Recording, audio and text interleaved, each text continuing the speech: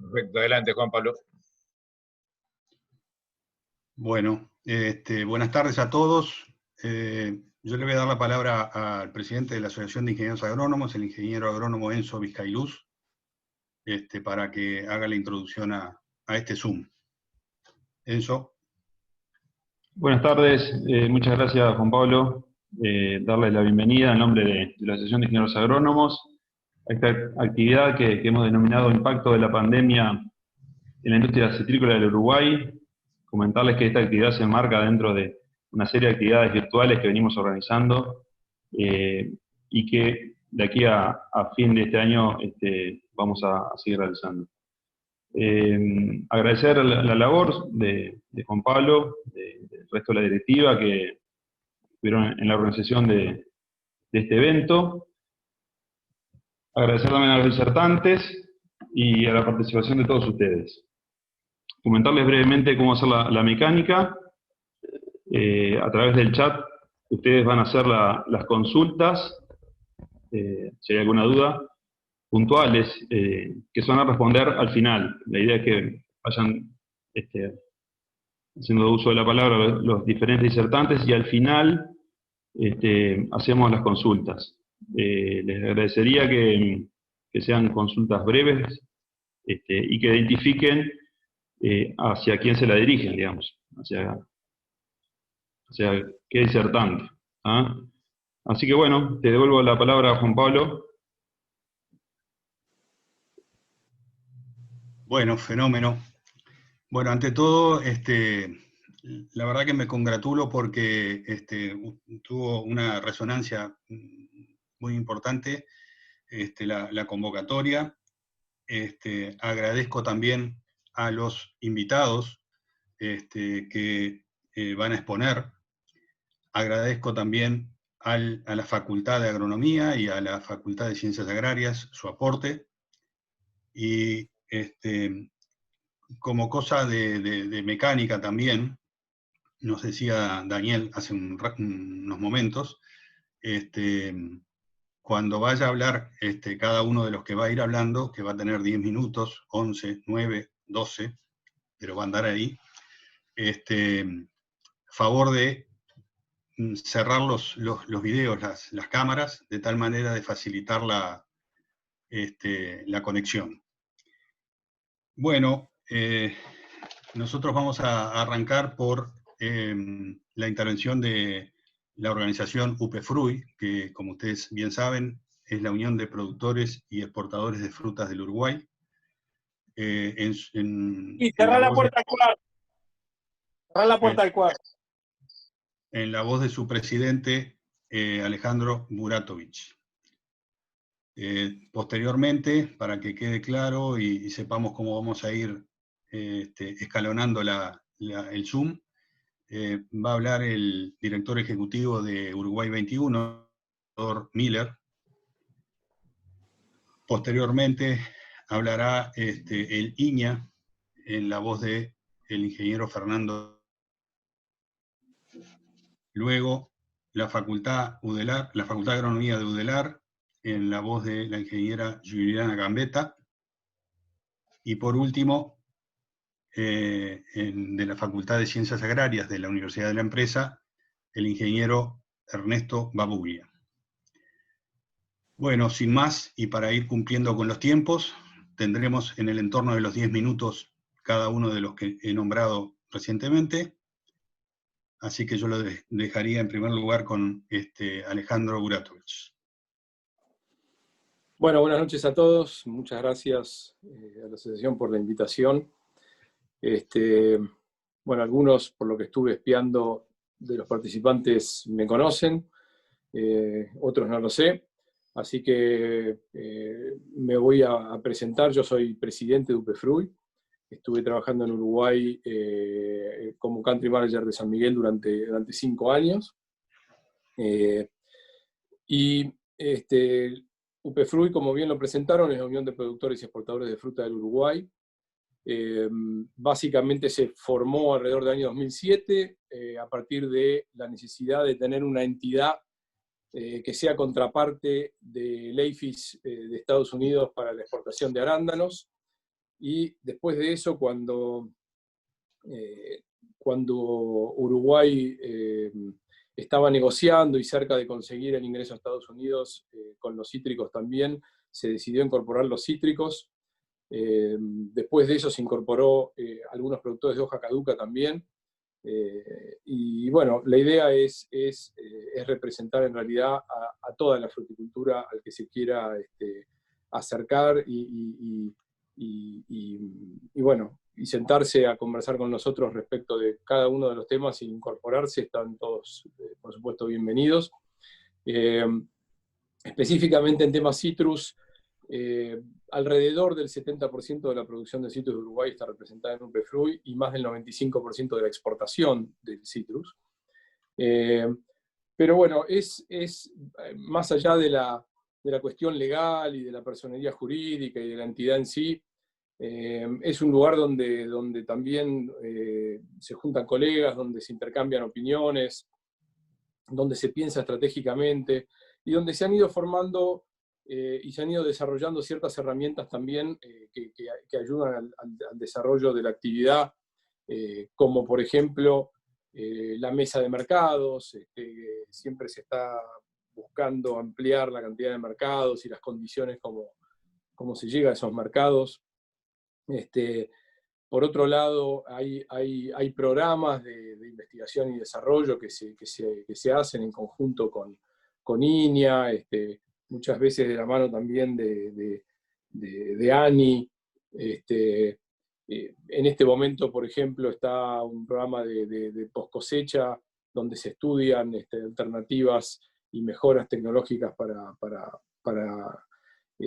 poder aplicar y para poder mejorar en ese aspecto. Hay un programa también de cría de tamarixia, que es un enemigo natural del cílido que transmite el HLB. Se ha participado muy en conjunto con el Ministerio para desarrollo del plan contra HLB que tiene el país.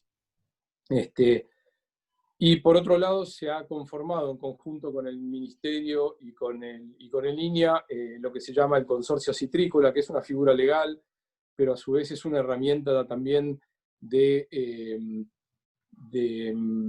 comunicación y de acuerdo. Es una mesa chica de toma de decisiones, ágil, desde la cual se disparan determinadas mesas de trabajo y que hacen al sector y a la productividad del sector y a lograr mejoras, siempre apuntando a que el negocio pueda salir adelante, a que el sector siga creciendo, ¿no?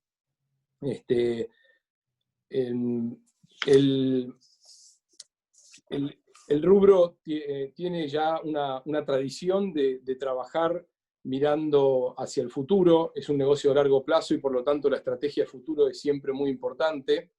En el año 2010 se hizo un trabajo de un plan estratégico donde se sentaron ciertas bases y ciertos objetivos que al día de hoy estamos muy contentos de que la mayoría de ellos están muy bien encaminados y no cumplidos. Y ahora nosotros hemos terminado de desarrollar un trabajo 2020-2030 para los próximos 10 años, que estamos comunicando y que está disponible para cualquiera que quiera interiorizarse con el tema, que se ponga en contacto con nosotros y está ese trabajo disponible, pero que básicamente muestra un análisis tipo FODA y ciertos puntos donde creemos que hay que trabajar para mejorar y para llevar esta actividad al potencial que creemos que tiene, que es bastante más que lo que actualmente es. Básicamente, quiero empezar a hablar del tema del título de la conferencia para no irme demasiado. Podría realmente desplayarme mucho más respecto de todos los trabajos y las cuestiones que se encaran desde UPFRUI, pero lo que hago es simplemente invitar al que quiera interiorizarse más de esto a contactarse conmigo o con cualquiera de los que participamos. Y bueno, podemos charlar largo respecto de lo que se hace escuchar también cualquier tipo de sugerencia que puedan tener, ¿no? Alejandro, te quedan 5 minutos. Sí, correcto. 4 en este momento. Bueno, vale. Respecto de la cuestión pandemia, creo que lo mejor que sucedió cuando empezó esto, el 13 de marzo se dieron los primeros casos y el sector reaccionó muy rápido y se puso a trabajar inmediatamente en el desarrollo de un protocolo para anticiparse a las circunstancias. Se trabajó con el Ministerio de Salud, se trabajó y se conversó con los gremios, y el día 30 del 3, o sea, el día 2 semanas y algo después de que comenzó la pandemia, ya estaban firmadas las actas y consensuadas la manera de trabajar en un protocolo, pero al mismo tiempo en un plan de contingencia, llegado el caso que aparecieran casos positivos en alguno de los, ya sea cosecha, campo, empaque o en cualquiera de los campos de trabajo distintos que tiene el rubro, ¿no? Hoy, afortunadamente, podemos decir que no hubo necesidad de implementar el plan de contingencia. Los protocolos, por supuesto, se implementaron. La zafra se desarrolló con relativa normalidad. Digo relativa porque obviamente hubieron cosas que cambiaron por los protocolos, pero no se sintió realmente un golpe o no hubo un impacto considerable en la actividad, ni mucho menos. Los protocolos implicaron algún tipo de inversión, que en algunos casos habrá sido un poco más, en algunos casos un poco menos, pero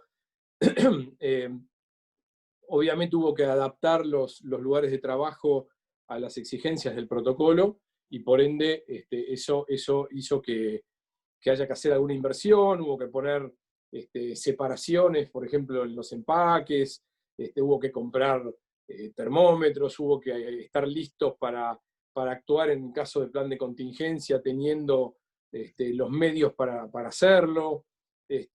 Así que hubo algunas inversiones que las empresas tuvieron que hacer, y hubo algunos costos operativos también por los distanciamientos, porque los grupos de trabajo, sobre todo en cosecha, tuvieron que ser reducidos para que el caso de que apareciera un positivo, poder aislar al grupo sin impactar fuertemente a toda la operación.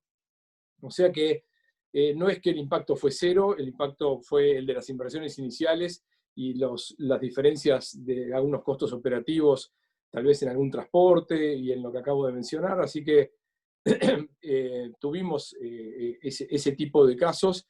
No fueron, como dije al principio, cosas que realmente impactaron fuertemente, pero hubo que ocuparse, y afortunadamente se hizo muy rápido al principio, ¿no? O sea que la zafra de este año se llevó a cabo, o se está llevando a cabo bastante bien.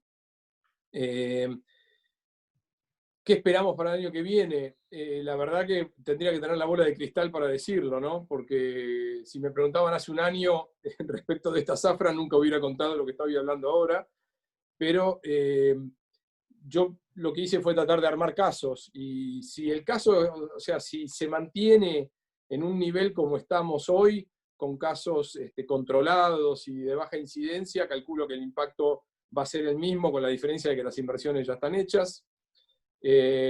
Si esperemos que no, la pandemia llegara a empeorar y tuviéramos mucho más casos, bueno, ahí la verdad que no sabemos hasta dónde puede llegar el impacto. El impacto puede llegar a parar la cosecha o a parar la zafra, pero creo que es lo que menos probabilidad existe que suceda.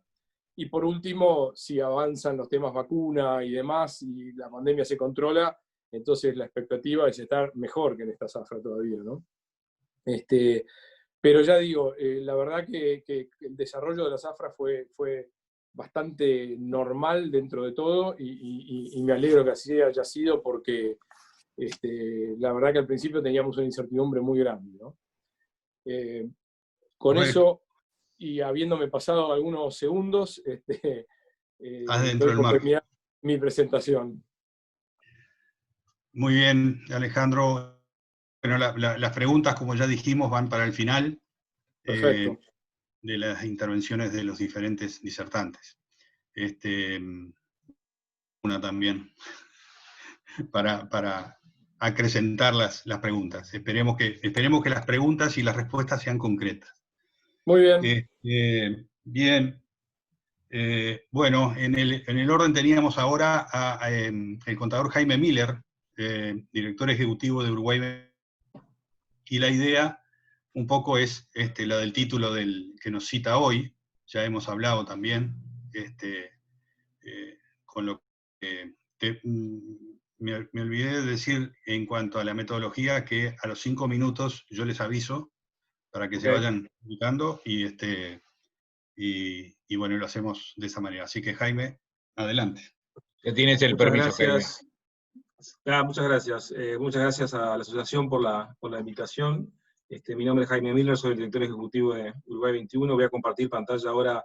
Traje una breve presentación para ilustrar algunos puntos que hacen un poco a la estrategia, ¿no? La estrategia comercial. Primero, quizás arrancar por, no sé si se ve ahí bien la pantalla. Perfecto. Sí. Esto, en definitiva, primero explicar brevemente qué es Uruguay 21, cuál es nuestro rol. Digamos que Uruguay 21 es una persona de derecho público no estatal. Eso quiere decir que estamos de una manera financiados por el gobierno, por el presupuesto nacional.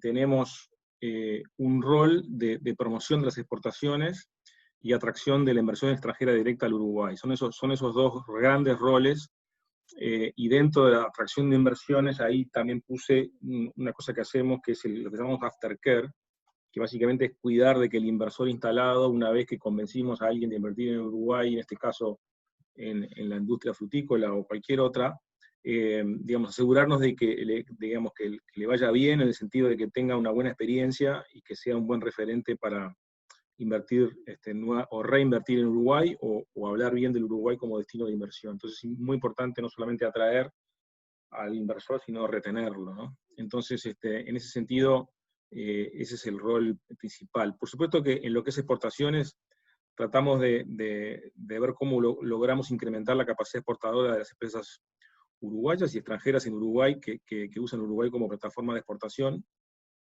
Y además tratamos de posicionar Uruguay y su imagen en el mundo.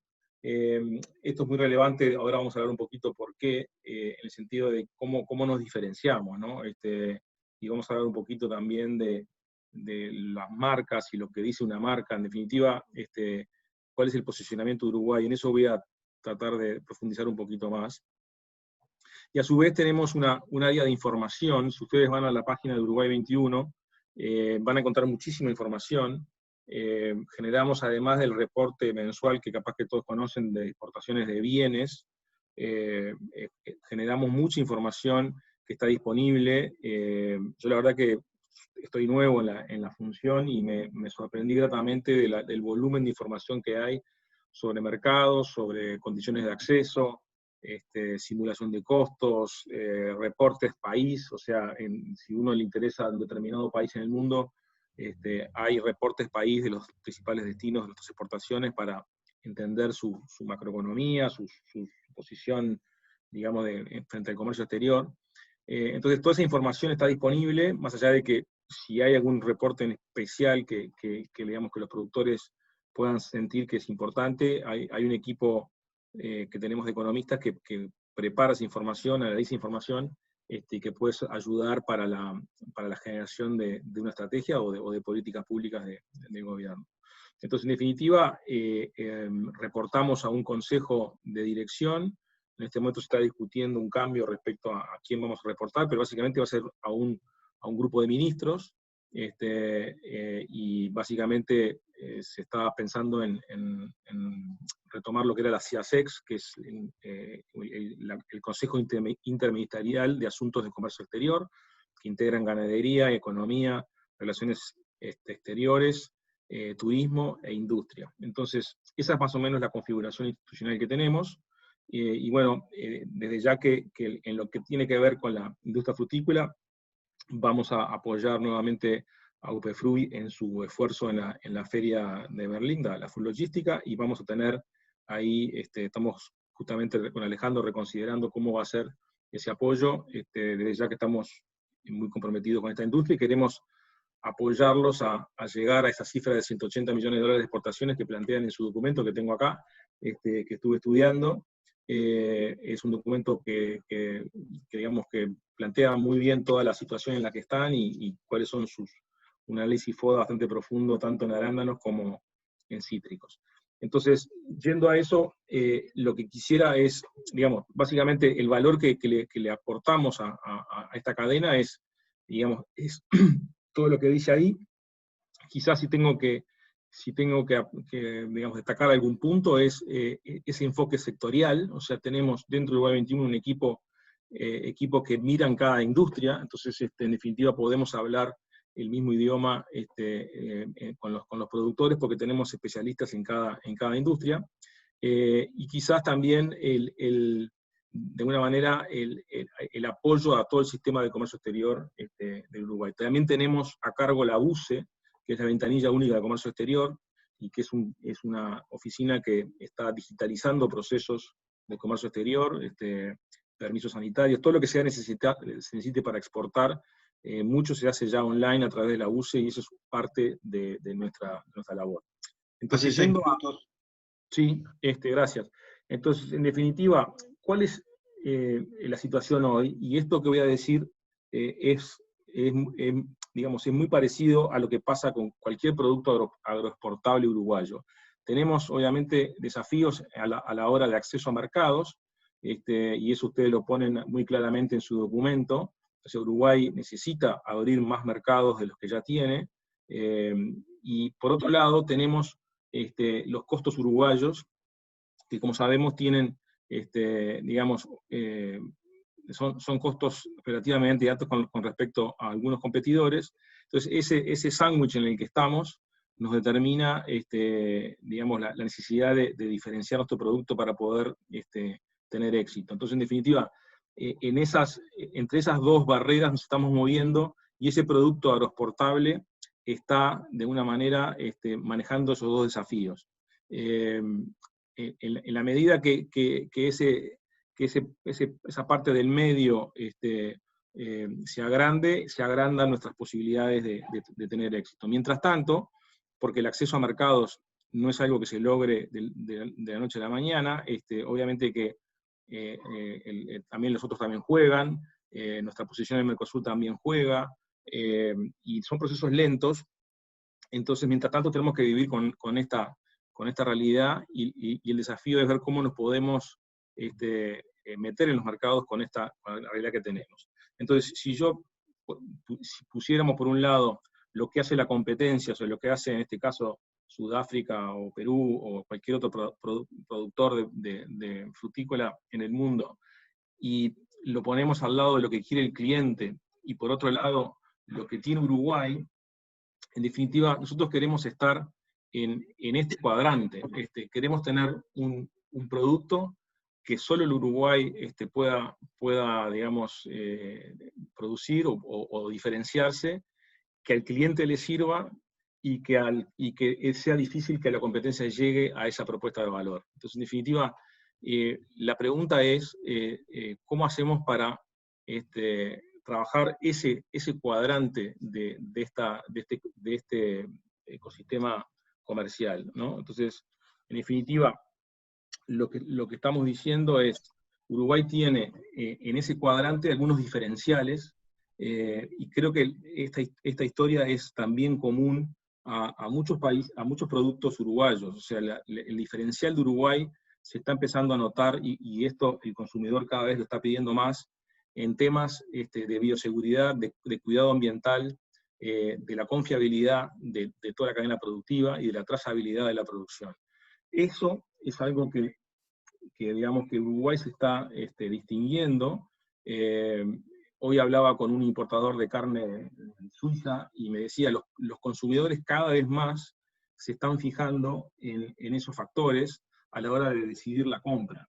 Entonces, de alguna manera, obviamente que lo ideal sería que los cuadrantes verdes desaparecieron y uno pudiera tener un mercado muchísimo más amplio, pero mientras eso no se logra, uno tiene que diferenciarse para poder entrar en los mercados. Entonces nos parece que de alguna manera la forma que podemos comunicar, y ahí por eso puse la marca y el marketing, que podrá ser Uruguay Fruits o podrá ser otra, lo importante es que la marca refleje esos valores y que esos valores puedan ser transmitidos al consumidor. Entonces, en definitiva, lo que Uruguay 21 les propone es apoyarlos en todo lo que sea comunicación, construcción de marca, contar esta historia, para que digamos, Uruguay tenga una ventaja a la hora de entrar a los mercados, más allá de las trabas o los costos que tenga a la hora de producir y a la hora de ingresar a los mercados. En definitiva, construir una identidad que de alguna manera apoye un mayor valor o una mayor aceptación de los clientes, y en ese sentido todas nuestras herramientas están disponibles de marketing. O sea, hoy en día es muy fácil llegar al consumidor a través de la tecnología y a través del marketing digital, a los principales consumidores, generar esta historia, generar esta narrativa, es súper importante para poder diferenciarnos, dadas esos dos cuadrantes verdes que de alguna manera nos apretan en el medio, y de ahí es que nosotros decimos, la información de Uruguay 21, las herramientas de marketing, las presentaciones, todo eso está disponible para los productores, para poder generar ese diferencial. Entonces, de alguna manera nos abrazamos el objetivo de 180 millones con ustedes, y trataremos de buscar formas creativas de llegar a esa cifra. Yo había propuesto, y estaba arriba de la mesa, hacer repensar toda la estrategia de ingreso a Brasil, ya que tenemos un acceso ahí más fácil y una distancia más corta. Hay cosas para hacer. Lo interesante de Uruguay es que todo el mundo nos mueve la aguja y nosotros no le movemos la aguja a nadie. Entonces, de alguna manera, capaz que con poca cosa podemos cambiar la realidad y llegar a los 180 millones que ustedes plantean. Entonces, en definitiva, que trabajemos juntos, que encontremos ese nicho que digamos, que el Uruguay llega y la competencia no llega y el cliente quiere. Ese nicho pueden ser muchos millones de dólares, mucho más que 180.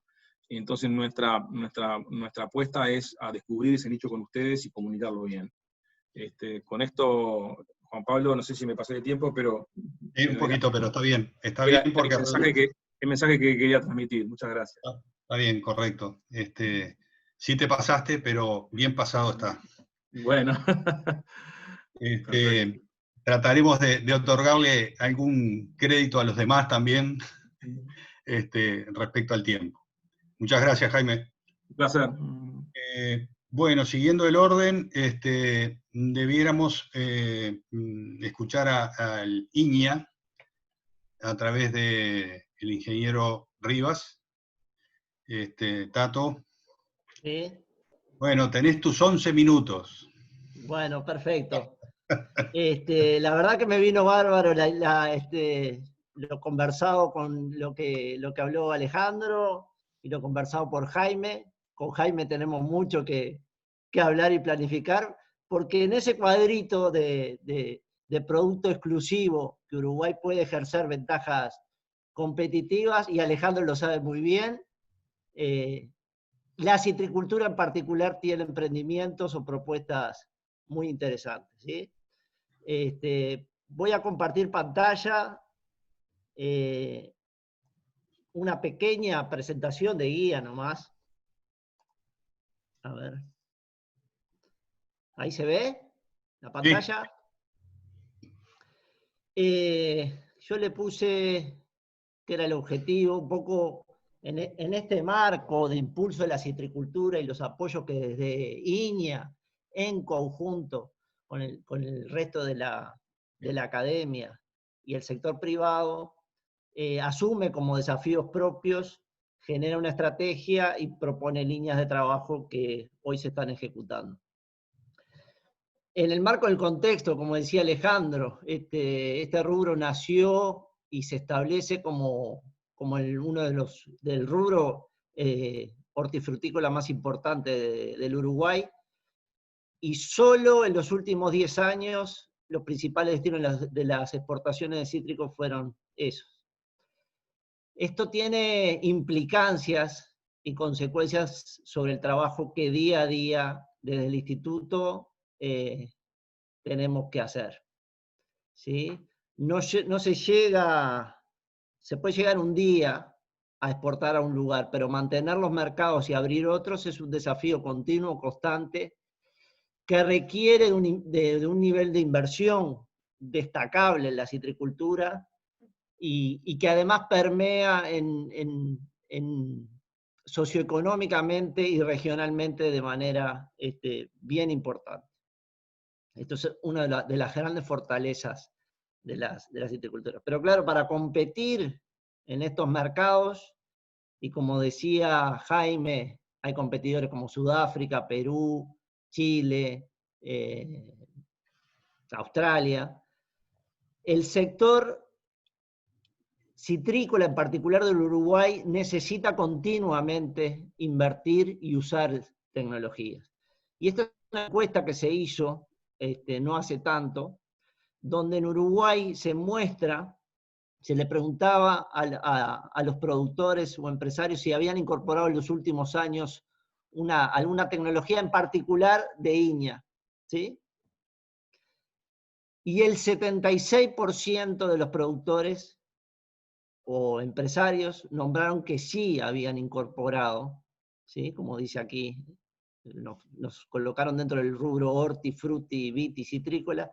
El citrus casi iguala el nivel del arroz. Es el segundo rubro que más incorpora conocimiento a la cadena, y lo necesita porque juega, entre otros, en el mercado externo, donde se compite a muy alto nivel. Y son a veces sutilezas las que determinan la entrada o no a un mercado.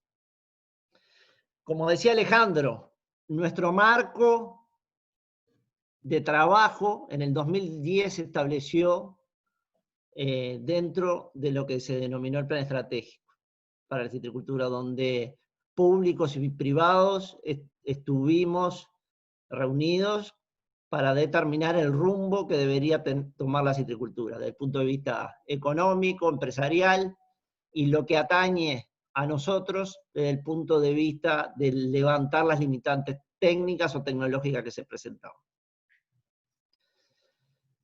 Ahí la red de investigación y desarrollo, de los cuales participa INIA, en conjunto, en coordinación con la Universidad de la República y otras instituciones internacionales además, genera ese conocimiento y desarrolla las tecnologías. ¿Sí? Nosotros necesitamos alimentar y levantar las restricciones tecnológicas que tiene la cadena para que ese flujo transite de modo continuo, ¿sí? Así, de ese flujo exportador. En particular el programa de investigación en citricultura de INIA, muchos de ustedes están en conocimiento, pero para abordar ese desarrollo de esos conocimientos o tecnologías se divide en 5 áreas fundamentales.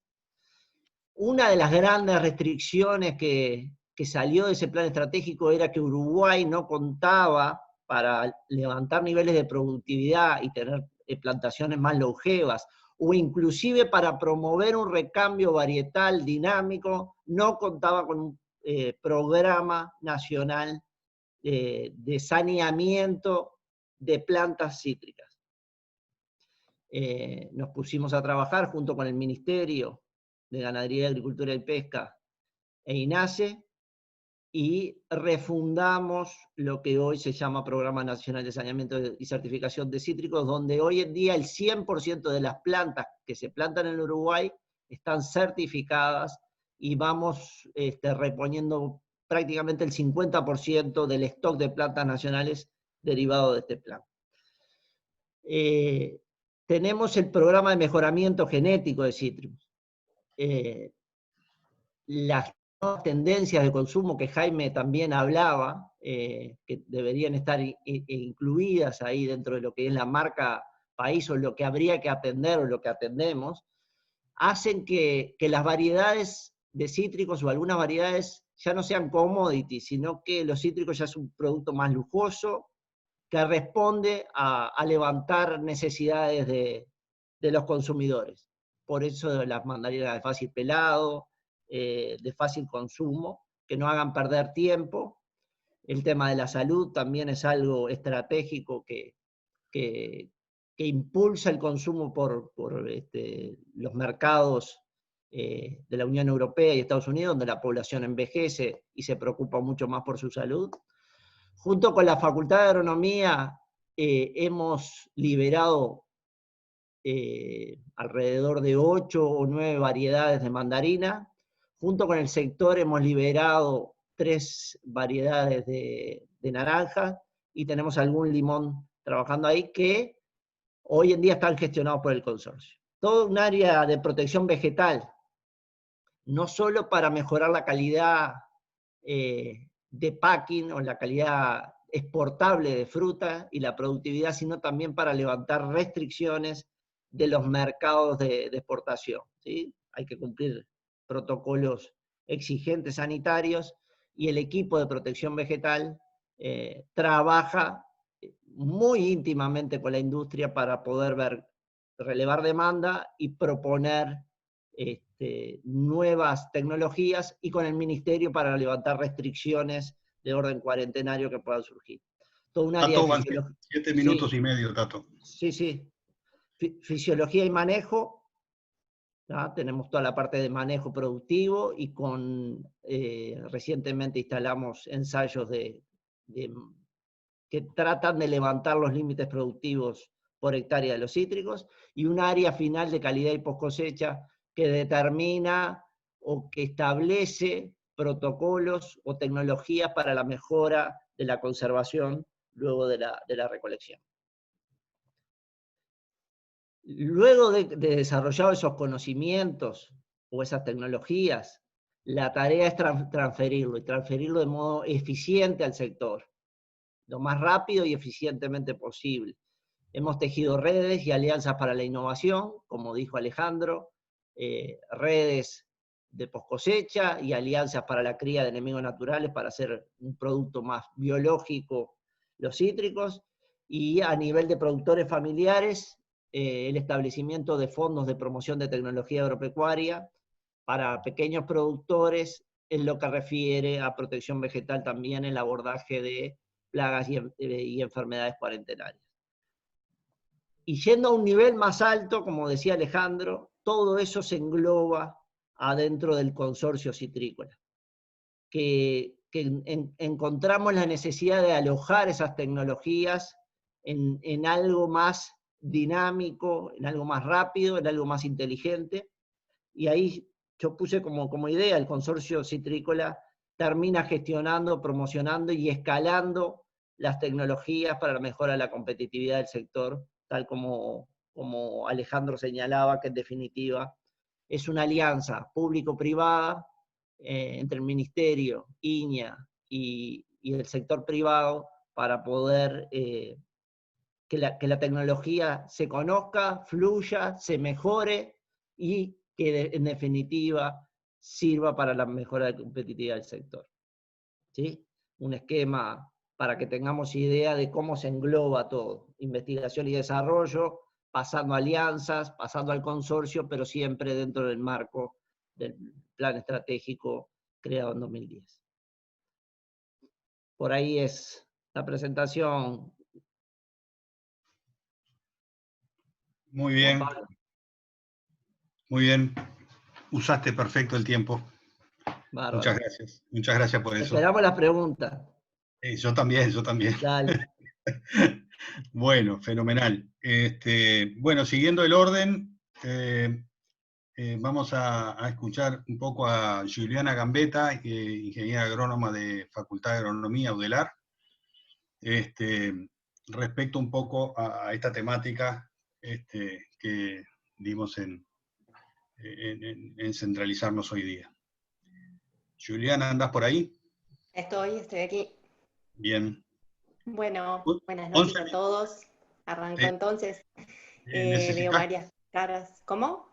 Juliana, ¿necesitas que te diga el tiempo medio o te lo tomás vos? No, me lo tomo yo. Lo mío es bastante escueto, es cortito. Bueno, Cualquier cosa me avisás, pero me parece que va a dar bien. Muy Buenas bien. noches a todos. Veo varias caras y nombres conocidos, pero para los que no me conocen, soy profesora agregada del Departamento de Producción Vegetal de la Facultad de Agronomía de la Universidad. Bueno, muchas gracias por la invitación. Siempre resulta bien interesante y formativo recibir las diferentes visiones del sector productivo, bueno, y de otras instituciones. Inicialmente me interesaba participar del evento justamente porque durante la zafra había recibido visiones diferentes, incluso en algunos casos opuestas, sobre los efectos colaterales que estaba dejando la pandemia, sobre la comercialización de los cítricos, y bueno, me interesaba escuchar cuáles fueron estas o cuáles están siendo estos escenarios que involucran al sector citrícola. Así que bueno, después veremos cuando pasemos a la parte de las preguntas, probablemente de repente un poquito más cercano a los efectos en sí de la pandemia sobre la comercialización de esta zafra. La Facultad de Agronomía no está trabajando directamente en el estudio de mercados y comercialización de cítricos, por lo que nosotros no vamos a hacer una presentación, sobre una investigación sobre el efecto de la pandemia en la comercialización o los precios obtenidos. En mi caso, concretamente, hace 20 años que me dedico a la docencia e investigación relacionada a la ecofisiología y al manejo de los cítricos, es decir, al estudio del comportamiento productivo de los distintos cultivares en respuesta a nuestras condiciones ambientales, y por trabajar en un departamento de producción vegetal, nuestro objetivo es dar respuestas a los problemas productivos, buscando alternativas que permitan mejorar esa productividad en términos de rendimiento y calidad de frutos. Lo que la Facultad de Agronomía puede aportar hoy es justamente eso, conocimiento que se ha ido desarrollando desde la década del 90 sobre el comportamiento en nuestras condiciones de variedades introducidas y bueno, y últimamente, como decía Fernando Rivas hace un ratito, con las variedades nacionales que se generaron en el programa de mejoramiento genético conjunto de Facultad de Agronomía y de INIA, y ya hace unos años estamos incorporando nosotros también, trabajando junto con INIA, en el conocimiento del comportamiento de esas nuevas variedades que podrían ser, que son hoy, creo, un nuevo nicho a explorar y a seguir fomentando su desarrollo. Y bueno, eso, o sea, el conocimiento del comportamiento en las condiciones nacionales y el efecto de la aplicación de diferentes tecnologías que nos permitan incrementar de forma sostenida el rendimiento y la calidad de los frutos es el aporte que hoy nosotros podemos estar dando. Y no solo me refiero a las medidas de manejo relacionadas a la ecofisiología en sí, que es el grupo en el que estoy trabajando, un grupo que inició en la década del 90 Alfredo Gravina, y que, bueno, que se ha estado trabajando, al que yo me incorporé posteriormente, y hemos estado trabajando hasta el momento, sino además, o sea, esa parte de reguladores de crecimiento, de manejo de la floración, de cuajado, tamaño de frutos, mejora de la calidad, sino además a otros aspectos, como los sanitarios, por ejemplo, en los que el Departamento de Protección Vegetal también, desde la época del 90, ha venido investigando, fundamentalmente relacionado al conocimiento del ciclo biológico de algunas plagas importantes en nuestro país, y lo que ha permitido avanzar en términos generales en el manejo integrado de plagas, o sea, reduciendo aplicaciones, controlando los momentos justos para disminuir la incidencia de estas plagas y por lo tanto mejorar la calidad. En los últimos años se inició una línea de investigación que incorpora al Departamento de Ciencias Sociales de la Facultad de Agronomía para poder realizar un estudio de costos de las diferentes tecnologías y los precios obtenidos en los diferentes escenarios de exportación, permitiendo tener un elemento más, nada menor, a la hora de definir las medidas de manejo a utilizar. Por un lado, incrementar rendimiento, incrementar calidad y tratar de disminuir los costos.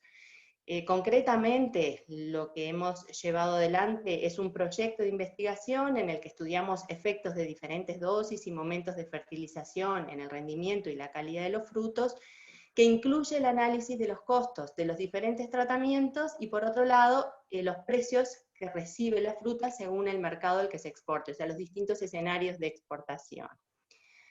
Para nosotros, esta es la forma de seguir apoyando al sector en situaciones problemáticas, ya que si uno logra incrementar y mantener los rendimientos y la calidad de frutos en forma sostenida en el tiempo, reduciendo los costos, siempre se está mejor preparado para enfrentar situaciones adversas como esta o como otras que puedan venir. Y bueno, después, otra de las cosas que quería agregar es que la Facultad de Agronomía, y aquí incluyo también al grupo de Economía del Departamento de Ciencias Sociales, está abierta a atender nuevas demandas del sector productivo, tanto para encararlas unilateralmente como interinstitucionalmente, como hemos venido trabajando, ya sea con otras facultades dentro de la universidad, con el INEA o con otras instituciones.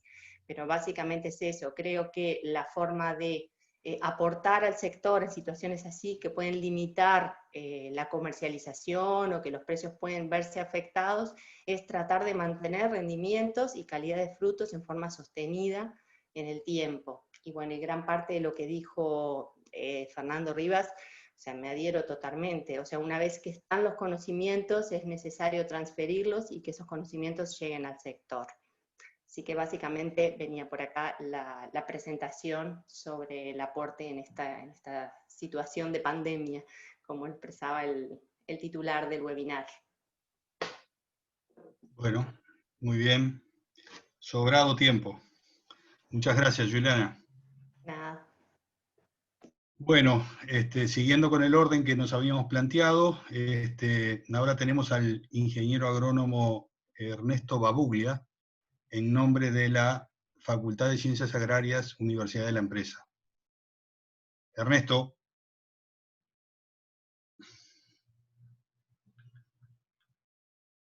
Te escuchamos. Está muteado. ¿Ahora? Ernesto. Bueno, buenas tardes a todos. Un gusto estar hablando con todos los colegas.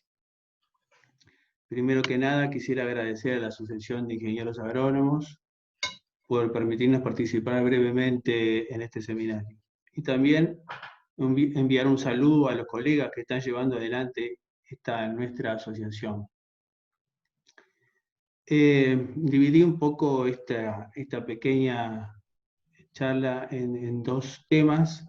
Primero, hacer conocer un poco la Facultad de Ciencias Agrarias, que tiene muy pocos años, y que estamos trabajando muchos colegas y docentes intentando llevarla para adelante y formando ingenieros agrónomos.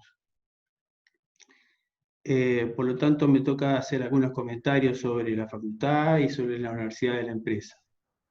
En este caso, como profesor y coordinador de la materia fruticultura, materia en la cual la citricultura es parte importante de nuestro programa. Primeramente, me gustaría decir que cumplimos y seguimos con los objetivos de la facultad en cuanto a la formación de nuestros estudiantes, buscando principalmente formar ingenieros agrónomos con una visión moderna e integrada en las necesidades de nuestro tiempo. Un mundo que cambia a un ritmo vertiginoso, en donde la tecnología se genera y crece en forma exponencial. Hoy esta facultad, conociendo lo que sucede a nivel de las tecnologías, del conocimiento y su gestión, basa su estrategia educacional en una educación generalista, diferente un poco a lo que la Universidad de la República, la Facultad de Agronomía, tiene con orientaciones. Nosotros estudiamos todas las materias de producción, en donde todas son importantes, brindando la posibilidad a los estudiantes de aprender una formación de grado en la cual se aprenden todas las orientaciones agronómicas. En los años 60, cuando me tocó trabajar como productor, me ha tocado trabajar en el mercado modelo, me ha tocado trabajar como asesor y también como docente de la universidad, de la Facultad de Agronomía. En los años 60 éramos aplicadores de insumos. En los años 80 había que tener en cuenta los procesos y los manejos tecnológicos. Hoy en día debemos concentrarnos en la gestión del conocimiento. Cada vez se hace más complejo el estudio de la agronomía. Tenemos grandes desafíos por delante en casi todas las disciplinas. Hoy, cuando enseñamos las producciones agrícolas de cualquier tipo, ya no solo nos referimos a la tecnología y a su manejo, sino teniendo en cuenta conceptos empresariales y considerando cualquier producción como un negocio. En nuestro caso, como un verdadero agronegocio, teniendo en cuenta los factores tangibles e intangibles, tal como lo presentan los que estudian contabilidad hoy en día. Tenemos que tener en cuenta no solamente los aspectos tecnológicos, porque en estos cultivos de largo plazo, si no estudiamos qué es lo que va a pasar dentro de 15 o 20 años, no podemos decidir qué plantación de largo plazo vamos a hacer. Eso se los enseñamos a los estudiantes en la misma materia de fruticultura. Por lo tanto, nuestra idea de formación agronómica es que debemos transmitir una formación donde la gestión del conocimiento combine lo tecnológico con lo empresarial. Y así deberemos transmitir conceptos técnicos, de organización y económicos, transformando una carrera eminentemente relacionada con lo biológico, pero también con énfasis en lo empresarial. Contamos con un conjunto de docentes en la materia de fruticultura, con mucha experiencia, que han sido profesores de la Facultad de Agronomía, han sido docentes e investigadores, por ejemplo, en el INEA, asesores de productores en la actividad privada, y también han trabajado en la dirección de la granja y en la DGSA. Por lo tanto, hemos formado un equipo multidisciplinario dentro del equipo de fruticultura.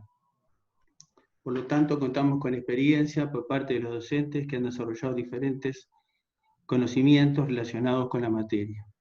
Nos encontramos en contacto permanente con la actividad frutícola, directa e indirectamente con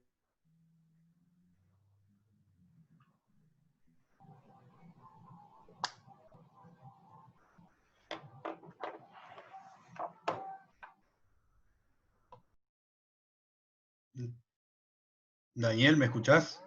Sí, Ernesto, ¿nos escuchas tú? Porque se te terminó el audio.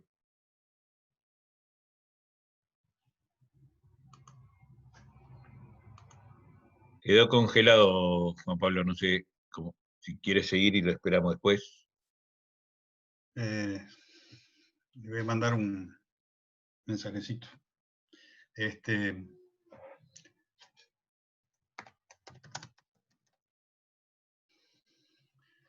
Bueno, era el último orador.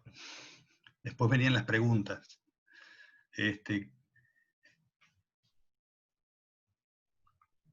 Le damos unos minutos más y bueno, y si no, no sé, porque de repente capaz que es un problema serio.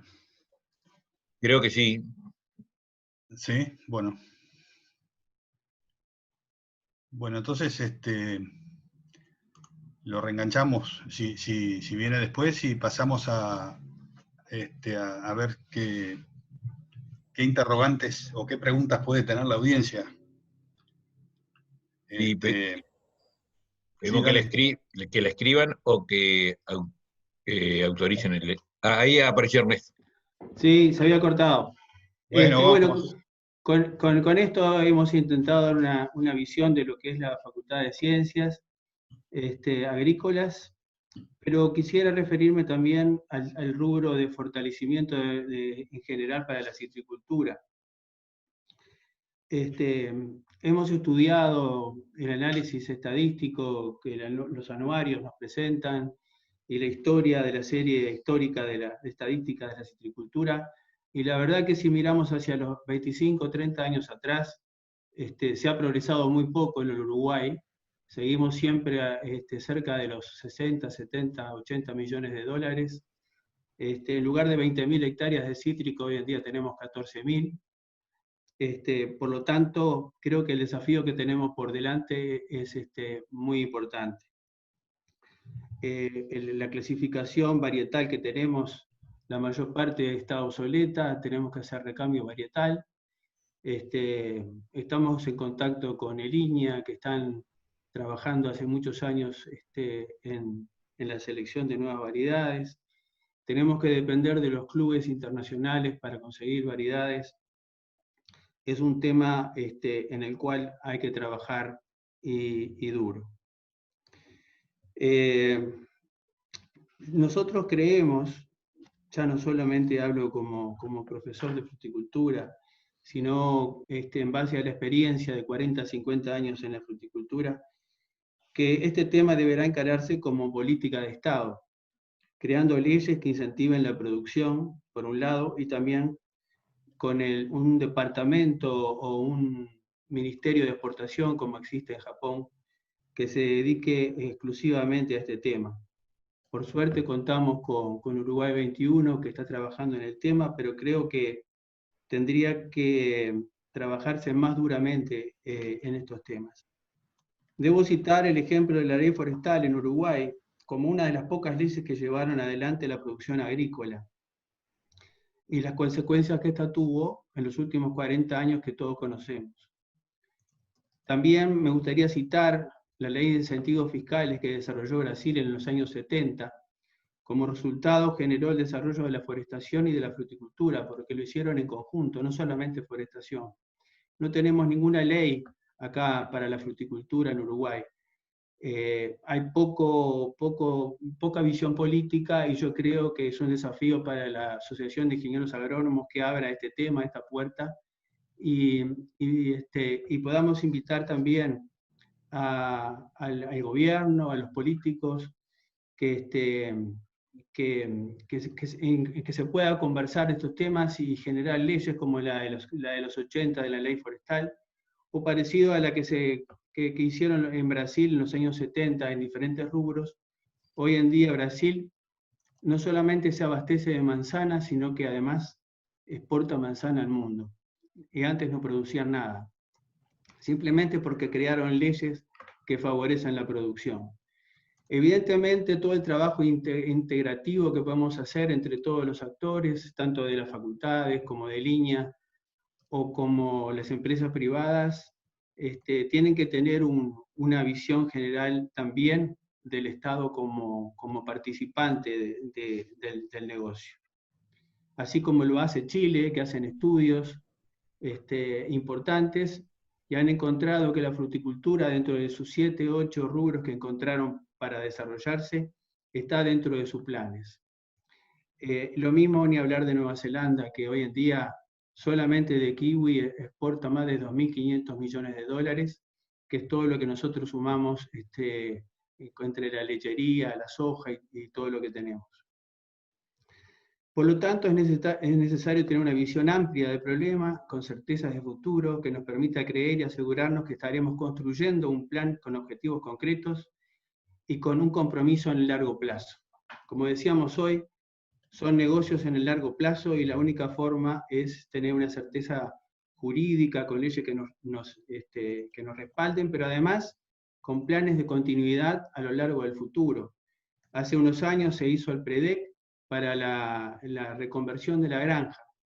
Cambió el gobierno y vinieron con otras ideas nuevas, y siempre la política se mete dentro de la tecnología, y eso es lo que nos sucede, por ejemplo, en Francia o en otros países. Hay continuidad dentro de los proyectos y planes en el largo plazo. A la fruticultura nunca se le dio la importancia que tiene que tener, y yo creo que todos juntos, integrándonos, facultades, universidades, ministerios, alrededor de una visión de Estado, es la única forma de poder cambiar las estadísticas hacia atrás, de los 25 o 30 años atrás, donde teníamos más hectáreas y había una promoción de la citricultura que gracias a empresas privadas llevamos adelante. No ha sucedido así con la fruticultura de hoja caduca, que seguimos con los 3-4 millones de dólares, salvo cuando surgió el arándano, que de repente pasó a ser, después de la citricultura, la fruticultura que más exporta. Hemos fracasado con los olivos, y estamos intentando, con un proyecto que tenemos acá en la facultad, de desarrollar nuevas alternativas de proyectos frutícolas diferentes a los tradicionales, buscando nuevos nichos para poder exportar y generar más riqueza para nuestro país. Cuando se hizo el PREDEC, como les señalaba hace un instante, el PREDEC 2 que estaba planificado se dejó de seguir adelante. Cambian los gobiernos y cambia la continuidad. Tenemos que tener un proyecto en el largo plazo como existió con la ley forestal. Creo que por ese camino es que tenemos que insistir. No solamente desde las facultades o desde línea o en forma atomizada y desintegrada podemos seguir trabajando. Creo que tenemos que centralizar nuestro esfuerzo alrededor de leyes y de que haya un proyecto de Estado. Porque si no, la fruticultura, que yo la conozco hace más de 40, 50 años, siempre está paralizada y cada vez tenemos menos hectáreas en todos los sectores. Por lo tanto, dejo abiertas instancias para nuevos seminarios en los cuales no hablemos solamente de tecnologías, sino que también creo que tendríamos en nuestro desafío invitar a la gente del gobierno para bañarlos o incentivarlos, estimularlos, de que lo que nosotros estamos haciendo puede sumar al Producto Bruto y puede crear muchos empleos, porque la fruticultura es uno de los rubros dentro de la agricultura que más empleos crea, y en lugar de tener tantos desocupados hoy, podríamos tener muchos más ocupados en la producción y en la exportación. Ni hablar que Uruguay 21 tiene un desafío importantísimo por delante para tratar de ayudar a que podamos exportar más y mejorar nuestros protocolos con los países de la región, fundamentalmente Brasil, que él lo mencionó hoy, pero también con Bolivia o con Argentina mismo, ya que estamos muy cerca de Buenos Aires, estamos muy cerca de San Pablo, y esos mercados son los que tenemos que desarrollar. Evidentemente Mercosur nunca funcionó. Está en nosotros hacerlo funcionar y ayudar a los que están en las negociaciones a hacer buenas negociaciones y mejorar nuestras negociaciones para poder utilizar esos mercados de muchos habitantes que están cerca del Uruguay. Bueno, era eso solo lo que quería decir. Muchas gracias, Ernesto. Casi en tiempo, por el tiempo que tuviste desconectado. Bueno, ¿leo las preguntas? Sí, llegamos al final de las exposiciones. Ahora se cursaron algunas preguntas que Daniel las va a encauzar. Para Alejandro, si esta situación se prolongara en el tiempo, ¿tienen pensado algo diferente tanto para el campo como para las plantas de empaque? ¿Leo varias? Juan Pablo. Sí. ¿Qué variedades, esta no está dirigida a alguien en particular, pero qué variedades tanto en naranjas como en mandarinas se ven más alentadoras a futuro? Tercera, pregunta para Miller. ¿Es factible realizar joint venture con otros rubros al estilo como se ha hecho entre el vino y la carne en las ferias internacionales y o en los consulados? Después hay otras, y de repente vamos por estas.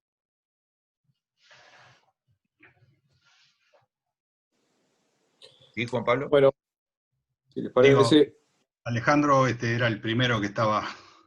Sí, empiezo yo. La pregunta era si tenemos pensado algo diferente en caso que esto se extienda. En realidad, lo que nosotros tenemos hecho y consensuado y acordado formalmente es un protocolo de funcionamiento para funcionar en caso de pandemia como lo estamos viviendo en este momento. Si esto se prolongara, en principio no vemos la necesidad de cambiarlo, salvo que esto cambie mucho de forma, digamos. Va a depender de las circunstancias. De mantenerse lo que sabemos hoy, incluso bastante más que lo que tenemos hoy, porque el protocolo cuando se firmó, no había una previsión de que Uruguay iba a tener, entre comillas, el éxito que tuvo en el manejo de esta pandemia. Entonces estábamos preparados para que la cosa sea muchísimo más crítica de lo que fue. Por eso había también un plan de contingencia que, gracias a Dios, nunca se disparó. Pero yo diría que si esto continúa, continuaremos con la aplicación del protocolo. Lo que sí es probable que a final de zafra, después de la experiencia de haber ya vivido una zafra usando el protocolo, haya algunos ajustes que tendremos que consensuar con las otras partes y entonces adaptar el protocolo para funcionar mejor. Pero la idea justamente del protocolo es atender la circunstancia como la que está, y si se prolonga vamos a continuar más o menos algún ajuste con estos protocolos que tenemos. Correcto. Acá había una que más que nada va para Fernando Tato. ¿Qué variedades, tanto en naranjas como mandarinas, se ven más alentadoras a futuro? Claramente la tendencia en el mundo ha ido hacia el incremento de las mandarinas, dado que atienden a los conceptos de conveniencia por parte de los consumidores. Productos que faciliten la vida, que sean fáciles de preparar, fáciles de comer, y las mandarinas han abordado bien ese tema y se ha explotado comercialmente muy bien. Y ahí ato a lo que aportaba Jaime, y creo que es estratégico el desarrollo, acompañar cualquiera de las variedades que se genere con un tema de marca y un desarrollo comercial, cosa que en este momento el consorcio citrícola está abordando. Las variedades de hoy en día, y como decía Ernesto, también Baulia, uno tiene que estar pensando qué va a pasar dentro de 10 años, 15 años. Las variedades en el mundo cada vez son más cerradas y son en formato club, ¿sí? Y este no es un juego para cualquiera que quiera atender la exportación. Para mercado interno la respuesta capaz que es otra, pero atendiendo a la exportación es un mercado que cada vez uno tiene que tener brazos más gordos y trabajar muy en red. Hoy en día hay un set de variedades importantes que se han plantado muy intensamente a nivel del mundo. Entonces, comentar algo respecto a qué variedades hoy en día, o si esas variedades van a tener una relevancia importante, es difícil de saberlo.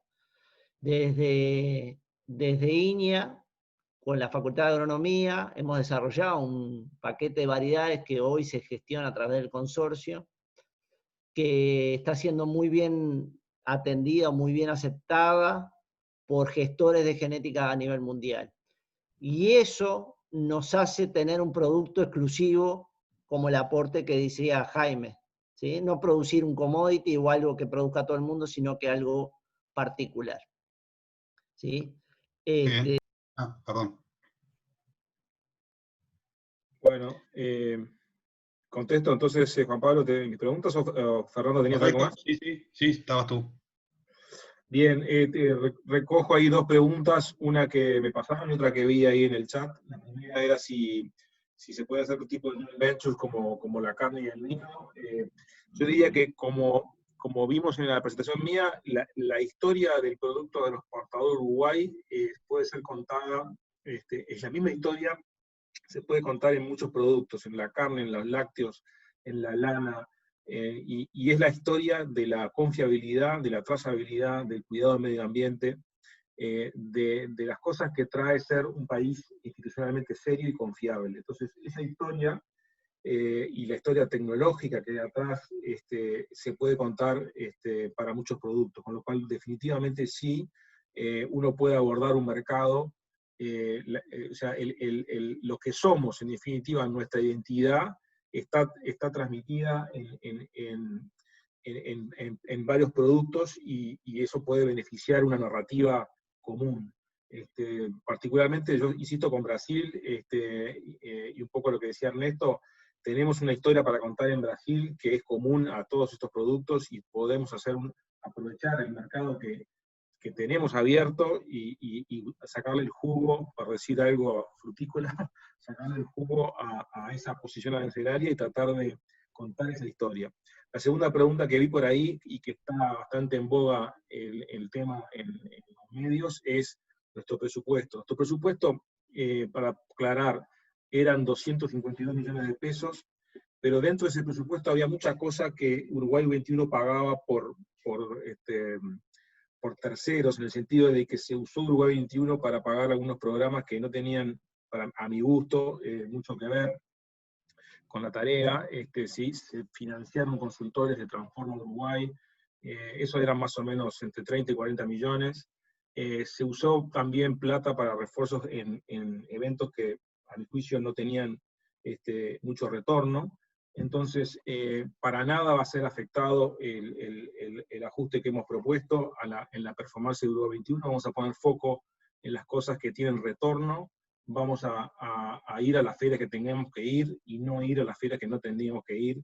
Y en ese sentido, tengan la tranquilidad de que desde esta dirección ejecutiva vamos a usar los recursos eficientemente. Uruguay 21 no es ajeno al esfuerzo que tiene que hacer el gobierno para ajustar su déficit.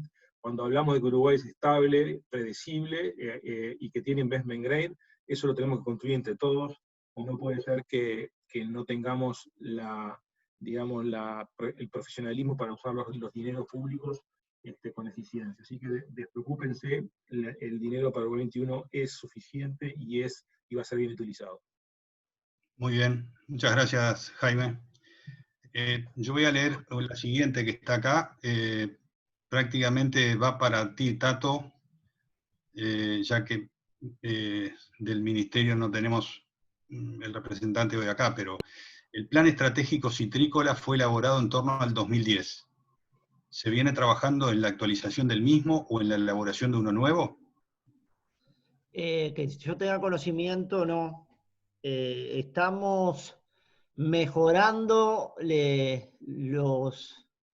los escalafones que hemos conseguido, ¿sí? Estamos tratando de afinar en eso, ¿sí? Pero trabajarse sobre un nuevo plan estratégico, no, por el simple hecho también que es una demanda que tiene que surgir de todos los actores, ¿sí? Cuando desde los pequeños productores o el sistema empresarial, de la academia o ministerial lo amerite, se debería revisar y construir nuevas rutas por donde debería transitar la citricultura.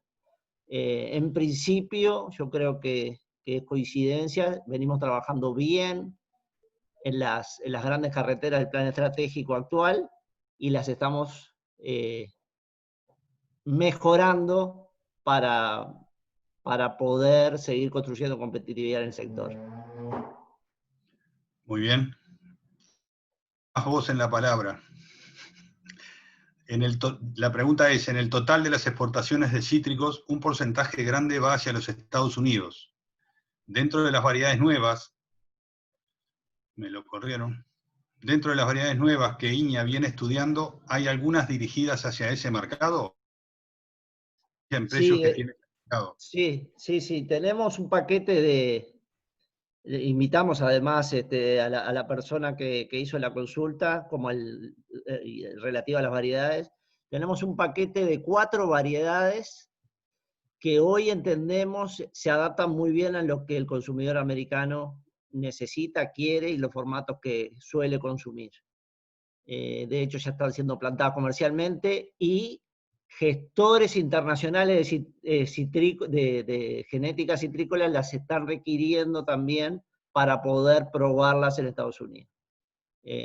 Así que la respuesta es sí, un paquete de 4 variedades que identificamos bien, coincidente con lo que el mercado norteamericano quiere. Bien, muchas gracias. Esta va para Alejandro. La situación de citrícola salteña es frágil. ¿Cómo afectaría en el sector y sobre todo en el comercio internacional su cierre?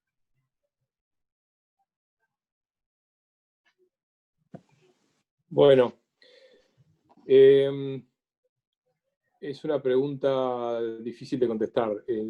Citrícola salteña es la mayor citrícola del país. O sea, si bien vendió algunos activos en los últimos años y entonces se achicó un poco, de todas maneras es la empresa citrícola más importante. Por supuesto que el cierre de citrícola sería un impacto muy fuerte para la citricultura. Sería un impacto muy fuerte en lo social para el departamento de Salto también, ¿no? Definitivamente no es para nada una buena noticia para el sector si eso sucede. Por otro lado, y tratando de ser optimistas en la visión de mediano plazo, más allá de las empresas, lo que tiene este negocio es que una planta, una vez puesta en la tierra, dura mucho tiempo, ¿no? Entonces, yo diría, habiendo aclarado que es una pésima noticia y que el impacto sería muy importante tanto para el sector citrícola como a nivel social, la visión optimista sería que esas plantas sigan produciendo y que alguien tome la producción, ya sea uno o varios grupos distintos puedan tomar esa producción y que se siga produciendo, ¿no? Esa sería la manera de poder seguir adelante. Esperemos que la situación se revierta. Alejandro, si me permitís, voy a hacer una acotación sobre citrícola. Uruguay 21. Sí. Uruguay 21 está, simplemente para acotar de que Uruguay 21 está trabajando con el Banco República, que es el principal acreedor, y hemos, digamos, acercado varios interesados. Así que yo soy optimista respecto al desenlace, digamos, de la liquidación, y creo que vamos a tener una continuidad en esa operación. Esa es mi visión. Obviamente que hay riesgos, pero soy optimista en base a los interesados que hemos logrado arrimar. Gracias, Jaime. Gracias, Jaime. Pregunta, la pandemia es una oportunidad para promover el consumo de citrus. Se dice que en el mundo ha aumentado el consumo por los beneficios para la salud. ¿Creen que es bueno promover el consumo en ese contexto? Ahí puedo hacer algún comentario sí. Y después cualquiera que quiera agregar.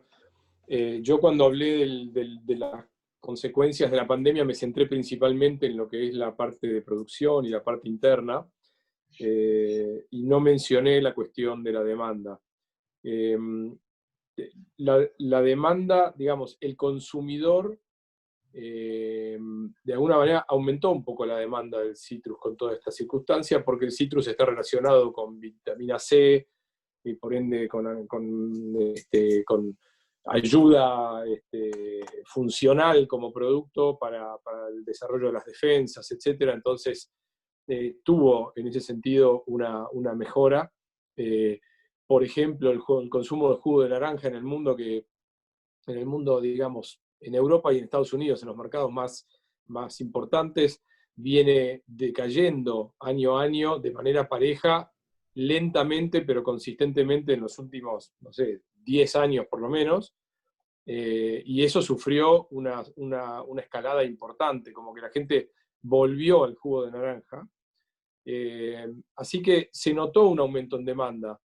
Sin embargo, hubo algunos productos, el ejemplo del limón, por ejemplo, donde a nivel consumidor, o sea, todo lo que sean las cadenas de venta minorista, aumentaron su venta y su demanda de manera considerable, pero desde el comienzo de la pandemia hasta ahora una apertura tibia, todo lo que se llama food service, que es la atención de restaurantes, hoteles, cruceros, y todo lo que significa las empresas que viven de producir alimentos o bebidas y consumo para dar como servicio, todo eso prácticamente desapareció, ¿no? Y el limón, por ejemplo, tiene una demanda muy importante dentro del food service que se sintió. Por lo tanto, el limón terminó más o menos parejo en demanda, pero los otros productos sí se sintió un aumento en la demanda, y por supuesto que se aprovechó esa oportunidad en la comunicación, pero más que la comunicación hubo una remontada casi automática con la cuestión de la pandemia. Así que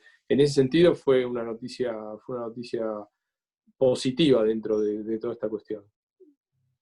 Bueno, estimados, estamos en el tiempo que nos habíamos planteado. Hay más preguntas. Me comprometo como Asociación de Ingenieros Agrónomos y como coordinadores de este evento, es de cursársela a cada uno de ustedes y devolvérsela al que la hizo. Para no usar más del tiempo de ustedes. Así que bueno, no sé,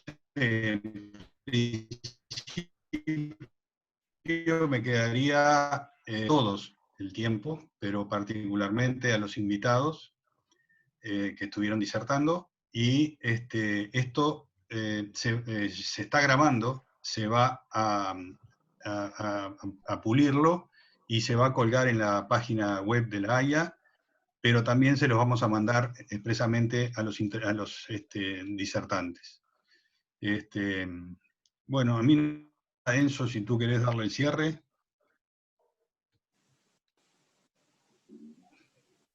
Bueno, en la misma línea que tu palabra, Juan Pablo, agradecer todo el tiempo brindado por los disertantes y bueno, por los participantes también de la actividad. Sea esta una de las tantas actividades que organicemos juntos, así que simplemente agradecerles y bueno, que lo vamos a estar invitando para las próximas, para los próximos eventos, digamos, que hagamos virtual. Muy bien. Gracias. Alejandro, Jaime, Juliana, Ernesto y Tato. Muchísimas gracias. Gracias, un placer. Gracias a todos. Todos. Hasta luego. Chao, chao.